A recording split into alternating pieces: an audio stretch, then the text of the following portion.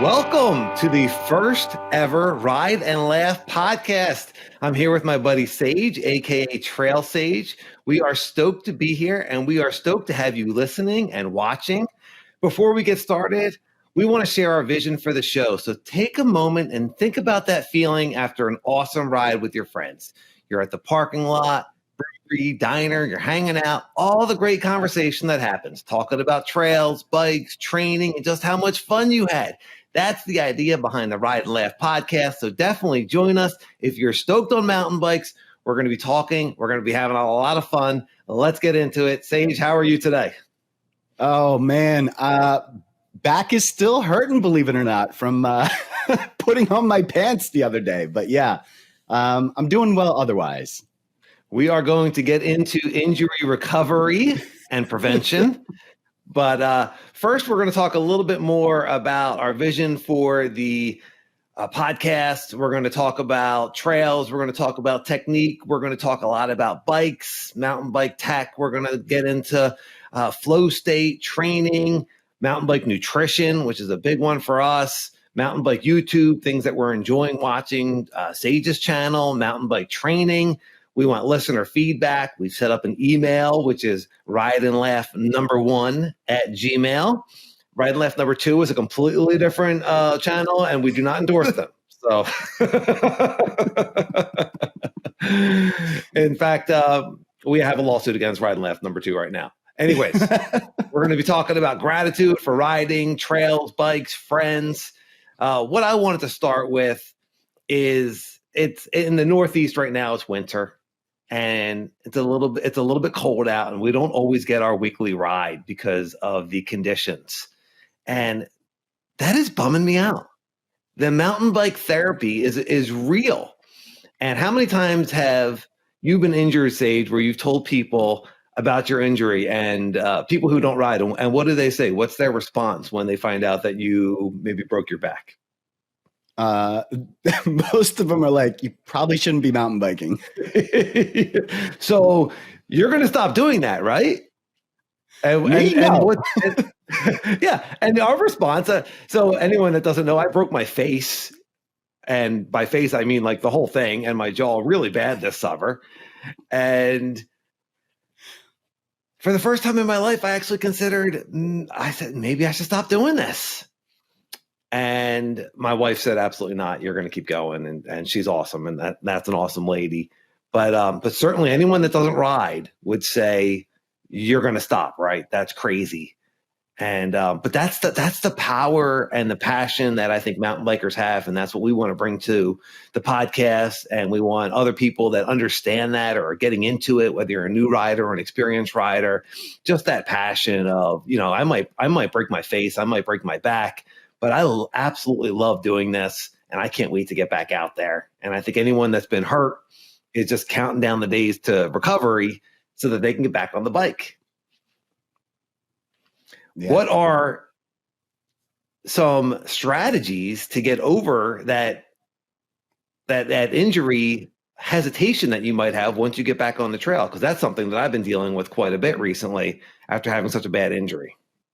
Dan, I think a lot of that has to do with how you got hurt too, right? Like, I mean, for you, it was on something that was almost like just silly. It was just absolutely silly. Yeah. And if you don't know what happened, Dan and I were at Powder Ridge Bike Park, and there was like this, it was the smallest little double. And we had been almost clearing it on every run. And on the last run, Dan said, I'm going for it. And unfortunately, front wheel washed out. And I need more speed, is what I said. I think if I go faster, then I got a chance at it. So I was pumping maximum speed. It's in the Trail Sage video, not the crash. He has it on recording, but I don't want to see it, and I certainly don't want to put it out into the ether. But there's a tiny little case on the Trail Sage video where you see me case it, and that was the tiny little jump. All those big jumps and drops. That was the one I decided that this is the one I have to get. And, yeah. Changed my life. Yeah. So for me, it was a little bit different. I had I think it was 3 injuries in a row. I had, what was it? It was at Mountain Creek. I had broke my scaphoid doing a really stupid. I tried to execute a really dumb idea on the patio drop, and this was early in Sage's career of mountain bike drops, and for some reason, as we're driving up to Mountain Creek for the second time, and we had so much fun the first time. This is many years ago. It's the, what do they call it? The patio drop, right? Patio drop. Yeah. So Sage says to me, there's a little gap in there, and I think I was going too fast. So I think I need to go slower. And I remember thinking, like, I don't know, that sounds a little bit weird, but okay. So all right, please continue the story. Yeah. So the theory was, because the gap was so small, I was overshooting the landing. So I was going to go and do this very slowly. And I was going way too slow and just fell into the gap and ended up breaking the scaphoid in my hand. And then that was actually a really long recovery, right? I was out for about 12 weeks for that bone to heal. And then when I came back from that, I within 2 weeks broke my pinky and thumb on stage 3 at Mount Penn. I was following Dan, went off a jump and went right into a tree. And that set me back another 6 weeks. And then what was it? Right after that, probably another 3 months, 4 months had gone by. And then the big one, when I was at Blue Mountain at the infamous Ewok Village. And if you don't know Ewok Village, it is almost like a BMX style jump line in the sense that they're all really close together and they are not timed to trail speed. So if you are going trail speed, you're going way too fast. And I was going way too fast and just nosedived right onto my head. It slammed my chin to my chest, and I ended up breaking 2 ribs, my T1 in my back, and then both my wrists. So going back to your original question of like, and that was just to interrupt for a second. Was that one of your first Trail Sage videos when you reviewed the helmet that you broke in that crash? Yes, right? Yes. You can go back and see helmet. That. Yeah. You and I had the same helmet. Your helmet is also equally as damaged. Yes, yours did a better job. I blasted through my helmet and ripped up my face. Of all the things that you damaged, your helmet and head was, I guess the helmet got busted up, but that your head was fine. Yeah. Well, not much going on upstairs, so Yeah. The good Lord looked after us. He said, Dan could lose a little handsomeness, and Sage could lose a little bit of brain power. I was too good looking. You were too smart. And thus, Trail Sage was born. Yeah. Anyway, so that last injury definitely set me back big time. I remember coming back from that having a fear that I still have today on jumps, lippy jumps, that not jumps that are, the kind of fly through straight, but if it has a steep lip on it, I to this day cannot get my brain to commit to the jump. And it's annoying. It's really annoying. Yeah. Well, we're going to get into that some more, and we're going to talk a lot about jumping and techniques, and I think techniques, but also the mental aspect of it, of being up in the air, learning how to jump as an adult. I know you kids that are listening, like it seems like it's no big deal, but learning when you're young is a whole different thing than learning when you're a grown up. It's just a whole different level of fear. But what you really are a master at is clearing your mind and flowing over tech. And your tech skills are amazing and enviable. We've talked often that we have different ways of kind of getting into that flow state. And I think that's something that everyone can relate to, and everyone can, I'd love to hear some comments either on the YouTube channel or in the email about how people get into their flow state, maybe on the way to the trails, listening to music or silence or a meditation. I know that some of the things that we talked about, and Sage actually has a Trail Sage video on mindfulness during riding. is that if you know that the skills are in there, it's just a matter of accessing them. And someone like myself, I'm constantly in my head, and the fear might take over. Oh, no. And that's not what you want. You want to be able to commit. So for me, a lot of times I'm just trying to trust my skills and know that they're in there, and calm myself, and then be able to go in, right? You want to be loose. You want to be relaxed. You want to have your arms and legs bent. So the words that I use, some of my mantra words are commit, trust, you got this. And sometimes we even yell down to each other, I got this, right? I got this, right? Yeah, you can do it. You got it. So we're even like, helping each other, and friends can do that. So Sage, where does your confidence on tech come from, and how did that develop? You and I actually do share one thing in common when it comes to mindset, and that is both of us visualize.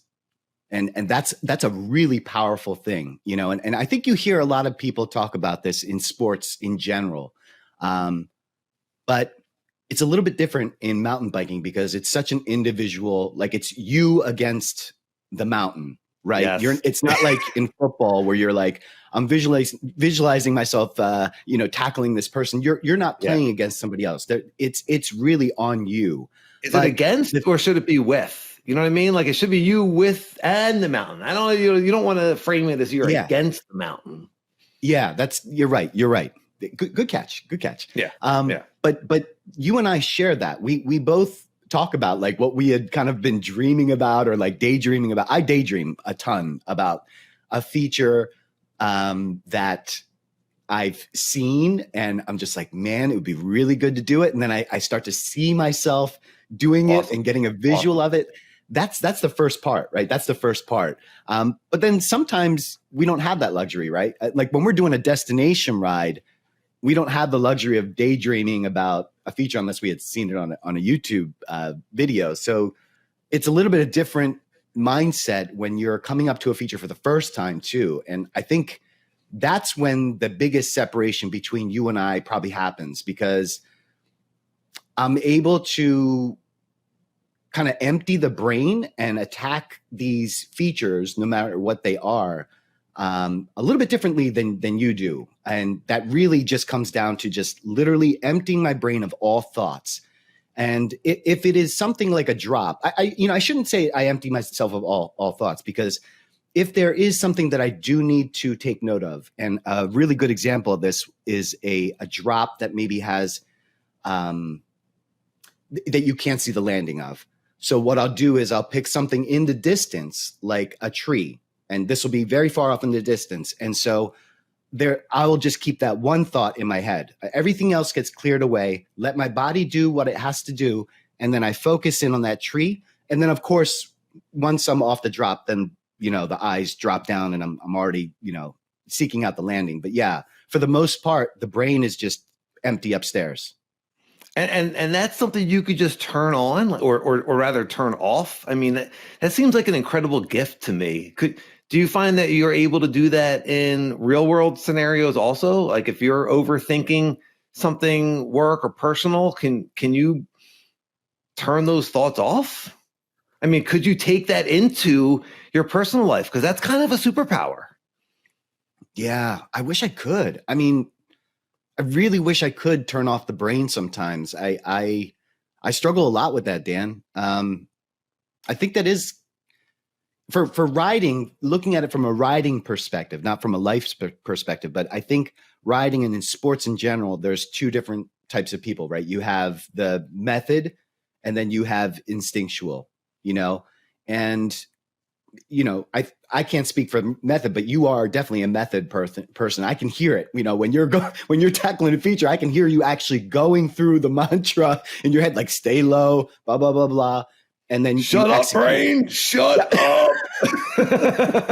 Don't get in the way. We're going to fall if I don't get in the way. Stop it. Yeah, no, it's quite a cacophony of screaming inside there, which I need to quiet with techniques that I've learned over the years that work for me, which is something I think everyone can relate to, which is why we're talking about it today. Yeah. So, but you're able to turn that off. It's completely empty. But strangely enough, like as you pointed out, I can't seem to do that for the rest of my life. Like I'm definitely going through some stuff right now, and I can't seem to turn off that part of my brain. I wonder if there are tricks to that. That would be cool. Yeah. That would be pretty cool. I think there are tricks. That's kind of what mindfulness is in a meditation sort of way, is to be able to disengage from your thoughts. And you're much more than your thoughts. You're not just your thoughts. I'm certainly not those panic thoughts approaching a slab that I've ridden maybe a dozen other times, but still is difficult. And, those panic thoughts are survival.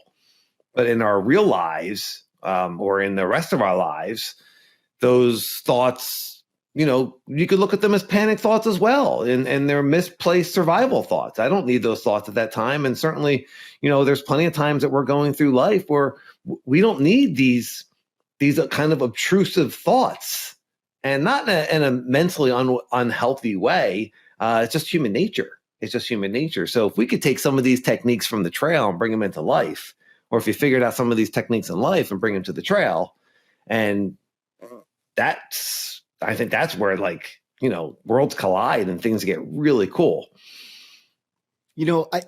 I often, I don't know why I've never asked you this before, but it just popped in my head. Do you find that actually having a method approach actually is an advantage in many cases, because you're able to talk yourself through things? Whereas for me, like when it comes to jumping, like I have this block, but for you, because you're able to talk through a process, are you able to accomplish more? Like maybe that's an advantage.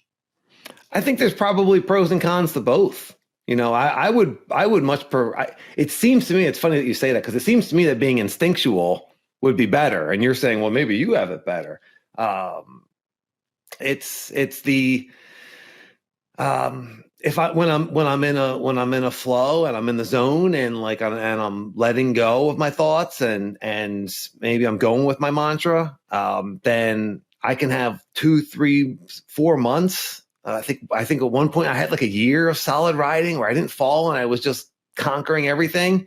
And then I think I fell in the wet one time on a slab, and got pretty banged up, and I was like back to square one, and had to rebuild all that again. So there's probably, I think the bottom line is, whichever type of rider you are, and if whichever rider you are, comment, let us know, email, let us know. And if you're a different type of rider, if you have a different way of getting into your flow, or if you have different issues on the trail of staying locked in, let us know.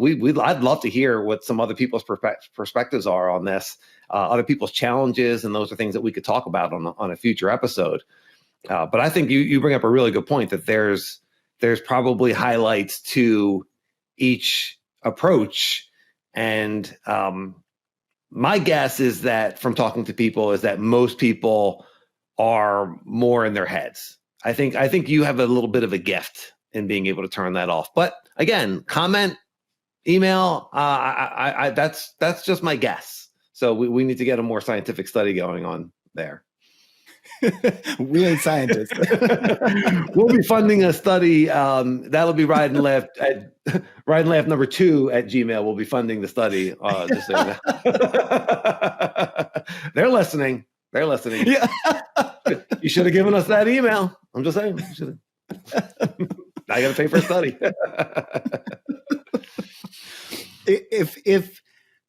Here's a question for you, and I know what my answer is, but what is the most important thing to have in order to achieve the most amount of success for mountain biking? And should I give you my answer first, or do you want to take a go at it? Am I guessing your answer, or am I giving you my answer? Oh, is there only one correct answer? No, you should give yours. That's wrong. My answer is. What was the question? The most important thing. What was the question? Yeah, what's the most important thing that you can have as a mountain biker to have the greatest amount of success? besides having the skills, I would say confidence. Yep. Yeah. Is that the right answer? For sure. Yeah, that is the right answer. Tell them what I win, Bob. A no expense trip paid. Vacation. A no expense paid trip. I won that same thing on Trail Stage one time. Yeah. That's no the greatest line ever. No expense trip to Rocky Ridge. It was great. It was great. Yeah. So, do you want to elaborate on that on the confidence? Yeah, I think we're seeing it with you, right? And how fast you're able to come back from this injury, which has just been. I mean, you went from I'm not sure if I want to ride again to. Well, y'all don't know because y'all don't ride with Dan, but I ride with Dan every Sunday, and this dude is he's clearing stuff that, I mean, sometimes he has never cleared. It's unbelievable. Your confidence level right now is just so high, and it's coming through in the riding. Like you're just attacking this stuff. It is crazy to me because I didn't know how, I thought for the first time in my life, maybe I should stop riding. And I kind of left that up to my wife. I said, if you want me to stop, this is your chance.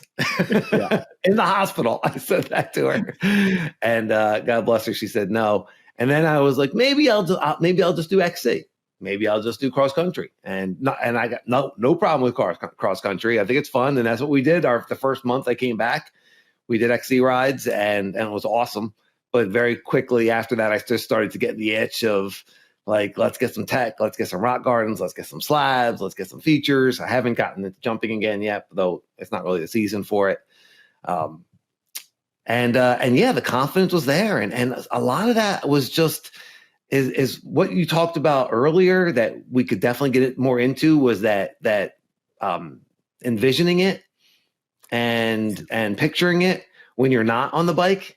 Yeah. And so I just started to see these features that I wanted to ride, and I saw myself doing it. And more than that, I started to tell myself, I'm good at riding tech. I'm capable of doing these. I'm a strong rider. And I've been getting really into the whole the science behind being able to manifest your future, and there's a spiritual side to it, and that's completely cool and it's different. But the science side is that when you build it up in your mind starts to believe it, you're envisioning it, and then your body starts to have the emotion behind it. And then when you get into that situation and all those same factors, because we can create emotions and physical feelings with our minds, human beings can do that. So then you get into the actual situation where you're approaching the slab and you're already used to it. And the feeling that you've been envisioning is confidence. I got this. And how cool is that?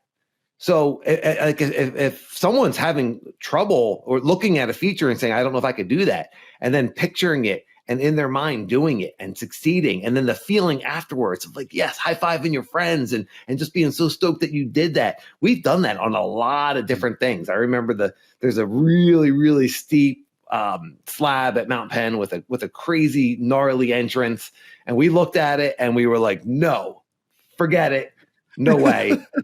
And then Sage starts telling me, I've been thinking about that slab a lot. And I was just like, shit, we're going to be doing it. I mean, I just knew it. As soon as he was like, I've been thinking about that a lot, I was like, well, I better start thinking about it too, because if he's thinking about it, it's happening. It's happening. It's the way it's happened on everything that we've started to envision. We eventually do it. And we went from guys that were scared of all of this stuff not that long ago, a few years ago, to guys that just do it all. And it's so much fun. Progression is so much fun. It's such a great part of the sport. And I think the envisioning and the mental rehearsal and then feeling positive about it, I think that has so much to do with our personal progression on tech features. Yeah.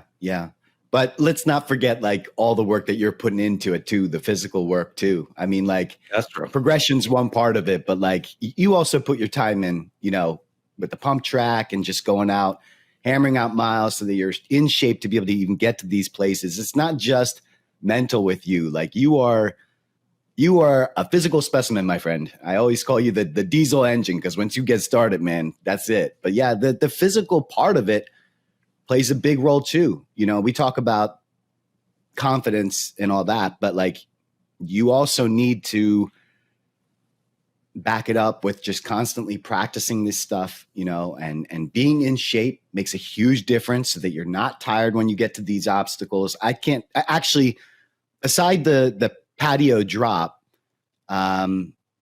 most of my injuries probably are from fatigue, you know, and fatigue plays with the mental part of it too, because then you're exhausted in your brain as well. The brain just sucks up so much energy. Yeah. I just make the most boneheaded decisions when I'm tired. Sure.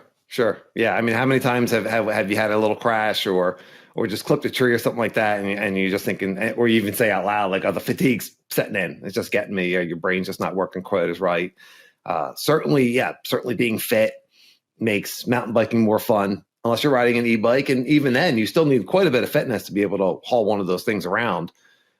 So we don't have a ton of experience on e-bikes. We can get into that in a different episode, but you know, regardless, you have to have a certain level of fitness in order to have fun on a mountain bike. And I would say flexibility. I think that's something that a lot of people don't necessarily take into account. And some people don't have to work on it. I know, Sage, you don't really have to work on it.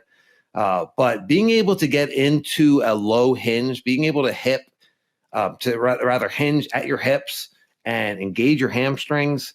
I remember reading the Lee Likes Bikes book on mountain bike skills, and he said, if your quads are lighting up at the end of a downhill, you're doing it wrong. And I was like, whoa, man, then I'm completely doing it wrong, because I would get halfway through a downhill and just be like, my legs are on fire. And I had to slow down. Because I was holding myself up with my quads. And then once I learned this hip hinge, it engages your hamstrings, and that's not a muscle you're really wearing out on the climb. You know, your hamstrings still get tired, but it's just a whole different feeling. And then you're getting lower and you've got your arms bent and the whole, you know, everyone knows mountain biking. If you don't know, get low, have your elbows fairly wide. You want to have heavy feet, light fingers, but you want to be low. You want to have a lot of room for that bike to move under you, regardless if it's a hardtail or full suspension. So, having the skills before you start. But do you have to have the skills before you start envisioning doing something? I guess you wouldn't want to approach something that's beyond your skill and they're like, well, I envisioned it, so I'm doing it. I do not endorse that whatsoever. No. Yeah. If you do that and you get hurt, Ride and Laugh number 2 at Gmail is who you want to contact, not 1. But if you envision it and you do it, Ride and Laugh 1 at Gmail. We want to hear about it for sure. We want to hear about it, or comment on the YouTube channel. Yeah. It does start with 1 though, right? Like our progression didn't start until we hit Dane's drop. And if you're not from around PA or the Mount Penn area, Dane's drop is like, probably 3 feet? Mm-hmm. 3 or 4. Yeah. 3 or 4. So it's not something that you can roll, but it's not huge by any stretch of the means. But Dan and I had just always ridden by it. And it wasn't until our buddy Chris Cruz, shout out. He was like, no, you guys can do it. You guys can do it. And we had not even I had not visualized it. I was deathly afraid of this, but I think you had mentioned it before about, you know, us encouraging each other. Well, this was, you know, a friend of ours who had ridden with us, you know, doesn't ride with us all the time, but had ridden with us enough to know that we could do it. And it was him saying, you guys could totally do that. Yeah. He was like beside himself that we weren't doing it. Yeah. Right. And I think he thinks we're much better than we are, which may have been true, but maybe not, because he was right. I mean, we did it without a problem. So sorry to interrupt, but yeah. No. I was trying to think back to like what that felt like, you know, and it was so long ago, Dan, but I do remember being really nervous and scared. But then that feeling of just like, let it go. That is what goes through my head, is just let it go, and you and I kind of stared at we just AKA stood at the edge of the drop. Yeah, just send it, right? Yeah. Just send it. Yeah. That I would not do that. If No. Just send it is usually bad advice. But in this case, right. Yeah, let it go. Yeah. Yeah. Yeah. But man, what a great feeling. I remember, I don't know who did it first. I think it was me. I don't even remember. It was so long ago. Yeah.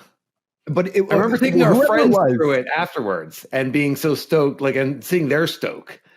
Yes. And just being just so excited. Like, oh my God, we can do drops. And that's where it starts. Yeah. I mean, and that's what's so cool nowadays. There's so many cool places where you can ride that have progressive drops, whether it be a park or a bike park or even some trails, and just start playing around on that.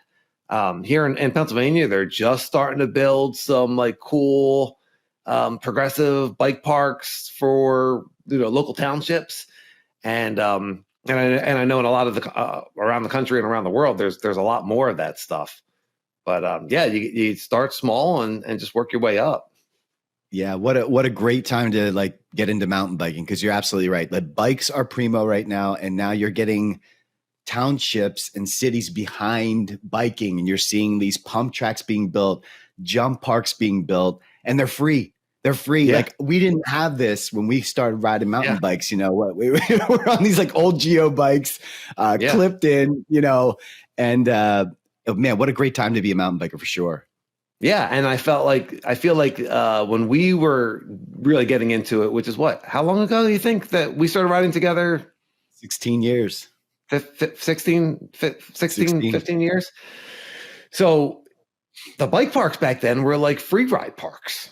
They weren't there wasn't green trails. It was just from what I remember it was you watch these DVDs of these guys going off these crazy features and this crazy tech, and we didn't have those bikes. We certainly didn't have that skill or confidence. And we could talk a little bit more about our start and mountain biking and how that affected us and what we recommend for people to get confident, to get strong. But those early bike parks just did not seem like an option. And then we started to have friends, Curtis specifically, be like, you guys should go to a bike park. You should go to a bike park. You should go to a bike park. Here, you can borrow all the gear I have, but just go. Yeah. You're gonna love it. And we just denied it for years because we had this El Diablo, the devil bike park of destroying souls in our heads. And then we went and it opened up a whole new world. So if you're a new rider, I'm sure you're going to bike parks all the time. If you're not, check them out. Let me throw myself under the bus. I actually had another reason. I was an earn your turns guy. I'm not going to lie. Yeah. When I first started riding, yes. Yeah. Bike parks were no, man, you got to earn your turns. And how dumb, so dumb, because if you think about it, if you're earning your turns, by the time you get to the top of the mountain, you're fatigued. And then your downhilling is just terrible. Oh yeah. I know. By that measure, you should have earned a lot more turns than you actually get to turn. Holding up your turns calculator. I should actually have a lot more turns in here because that climb was really hard. That was really hard. But yeah, you made the distinction at one point. You were we ride. Dan rides a trainer hard, and I'm doing HIIT workouts outside in all weather conditions. And sprinting up hills on my gravel bike and my road bike in order to be in shape for these rides. So we are practicing getting in shape for climbs and going fast. And when it comes to downhill, we don't practice at all. We get one run and then it's back to climbing. So I thought that was a really brilliant way to put it. And then we started to really shift our thinking is this is practicing downhilling. So when we get to the downhill and we've earned it at the top of our trail ride, we can have as much fun as possible and ride more features. And then it just kind of switched over to, downhill parks are just really fun, period. We can work on jumps and there's all these cool features and these cool drops and you get pretty stoked. Downhill parks are awesome. And I'd like to visit more. We go to Blue Mountain here in Pennsylvania, and we go to Mountain Creek in New Jersey, which is awesome. They're both good for what they are. Mountain Creek's excellent, and we've been to a few others randomly, but I could visit bike park. I could do a whole summer just visiting bike parks. I mean, they're so much fun. Yeah, repetition, right? It's just like being able to like do a run, the same run over and over, and just perfect little things. Like this run, I want to focus on, pressing through my pedals. Okay, this run, I want to focus on this. You could do that. You can't do that if you're earning your turns, because you just don't have that many turns. Yeah. Yeah. And I think that old mentality of earn your turns, and you see it also in a lot of the anti-e-bike kind of rhetoric, right? That, Yep. And I just think that, unfortunately, I think it happens with all sports. I think it's human nature, but there's certainly there's judgments being passed on riders and how good someone is, or how, or how slow they are, or what they look like, and what they're hitting, what they're not hitting. And I would just like mountain biking, and certainly our community of mountain biking, to just be kind of like judgment free. Like, everyone's out there to have fun and progress and be stoked for each other and help each other progress. I mean, the mountain bike community does have that also. For the most part, it's really supportive. And I'd like to amplify that support and sharing that stoke, and what we're going to be talking about during our podcast of helping people progress, helping people become mindful of their riding, maybe bring that into life, and be passionate about something, riding, and whatever it is in life that you love. But get rid of all that judgment, because we put it on ourselves, and then we put it on the rest of the community and other people. And mountain biking is just too cool for that. Yeah, I'm guilty for sure of passing judgment. Yeah, I was speaking of you specifically. Okay.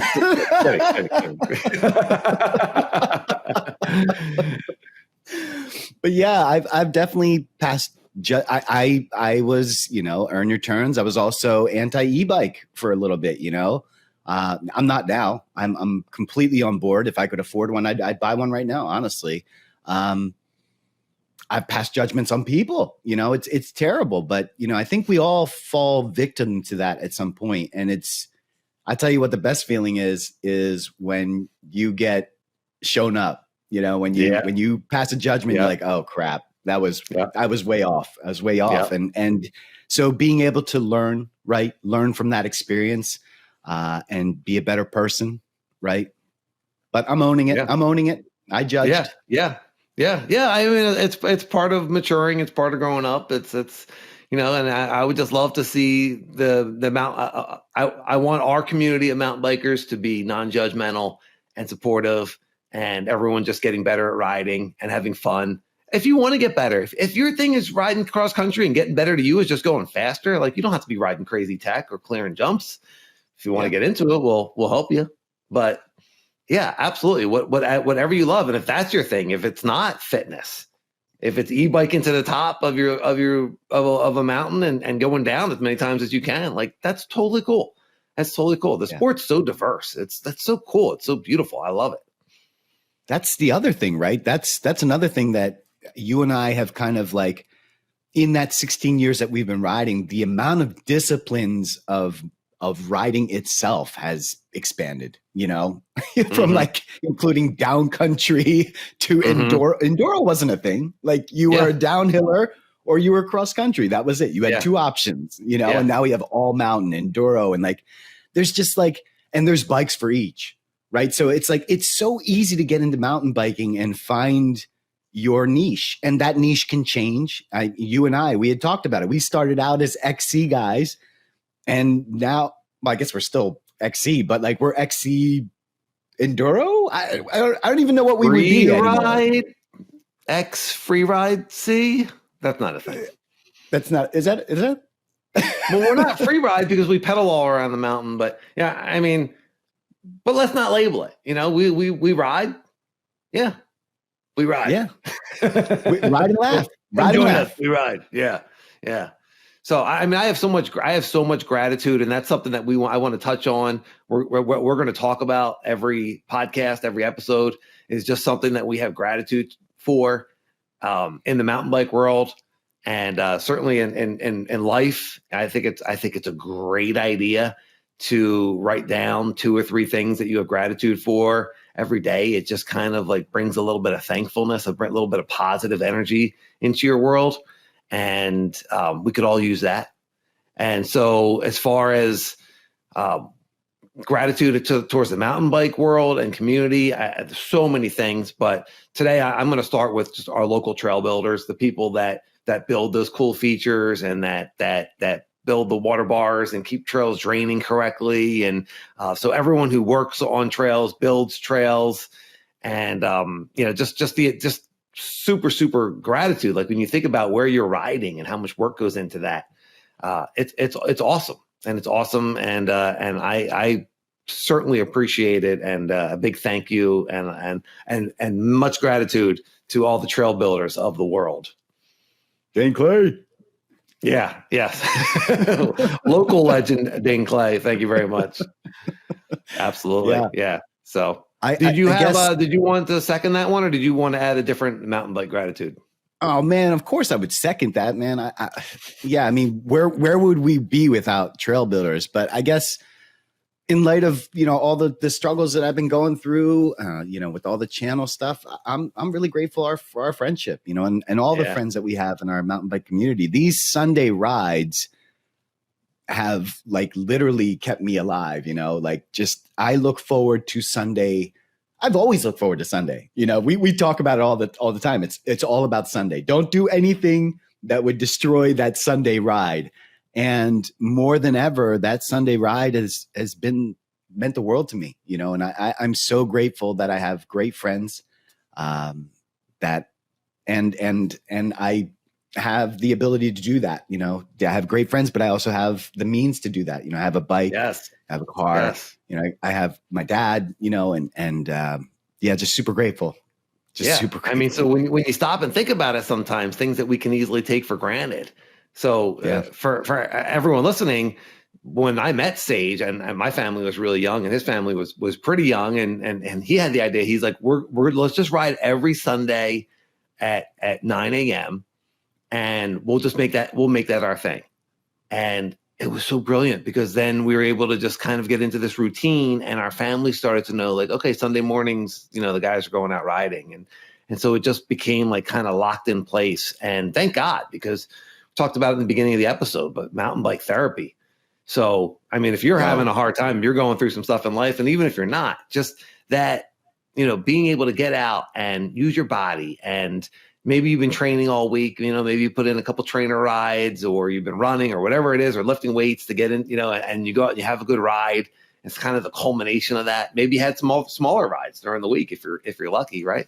But for us and for a lot of people, I think the weekend ride ends up being the big ride, the main one. And we certainly look forward to that, and we put all our eggs in that basket. Be ready for Sunday. Don't do something stupid on Saturday and be tired on Sunday, because the other guy's going to want to push you. But absolutely, getting out and using your body and getting those endorphins going, and then afterwards, just like be accomplishing something, whether it be a hard ride or doing some features. And that's what I talked about in the beginning of the episode, right? It's just kind of floating around that parking lot, like just stoked. Like, man, that was so much fun, and you're alive. Yeah. You're alive. So, when you're having a tough time, and sometimes all you got to do is be able to just grab your bike and hit the trail. If you're a mountain biker, like that's joy right there. That's fun. Yep. It's awesome. It's an awesome gift to have, and certainly deserves a lot of gratitude. Just the general weekend ride, the big ride with, and if you could do it with friends, even better. Absolutely. Yeah. So if whatever your mountain bike gratitude is, if you have something that came to mind when we started talking about this, talking to the listeners, if you have something that came to mind, then leave it on the YouTube or shoot us an email. Would love to see some of these other, some of these other mountain bike gratitudes. Send those in. There are things that we could talk about and get other people's perspectives. The Ride and Laugh #1 at Gmail is where to send those things. Yep. #2 is a lawsuit. That's you don't want to go there. So all complaints go to 2. Yeah, the poor. We should maybe email too. Just apologize preemptively. Just like, listen, somehow you became part of this bit, and a lot of random people are going to be emailing you, and they're not going to like you. We've thrown you under the bus completely. They're just sitting at the computer like, what is happening? It's the influx of. We're a charity for little stroller rides, and people are coming at us like, is that a thing? Stroller ride? Oh, good stuff, dude. Yeah. Great first episode. If you're still listening, you are one of us. You are a mountain biker. You are stoked on riding. You're having fun. You're getting out there. Join our community. Rate and subscribe on your podcast player. Like and subscribe on YouTube. Now get out there and ride. We'll talk to you next time. See you, everybody.